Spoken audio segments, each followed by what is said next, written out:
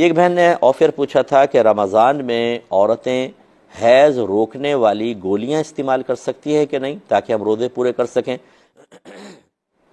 تو ایسا ہرگز نہ کریں۔ قرآن میں واضح طور پہ فرمایا وَلَا تُلْقُوا بِأَيْدِيكُمْ إِلَى التَّهْلُكَةِ، اپنے آپ کو ہلاکت میں مبتلا نہ کرو۔ اور یہ ہلاکت کا مطلب کوئی مارنا ہی نہیں ہوتا،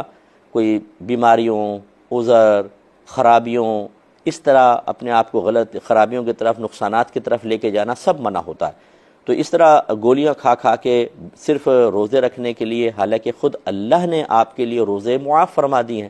اور پھر حیض کے ریگولر سسٹم کو اگر آپ روکتی ہیں تو اس میں بعض اوقات ایسی پرابلمز آ جاتی ہیں تو کئی سال تک چلتی رہتی ہیں، اولادوں کے مسائل بھی ہو جاتے ہیں اور دیگر مسائل پیدا ہوتے ہیں، باڈی کا سسٹم نظام آپ خراب کرتے ہیں جو اللہ نے ایک نظام بنایا ہے، جبکہ یہ مطلوب شرع بھی نہیں ہے کہ روزے ضرور رکھو، اللہ نے تو بلکہ آسانی دی ہے۔ تو اس لیے ایسی کوئی بھی دوا استعمال نہیں کرنی چاہیے، ان کے ضرور کوئی نہ کوئی سائیڈ ایفیکٹ آپ کی طبیعت پہ مرتب ہوتے ہیں، تو اس لیے مناسب نہیں ہوگا۔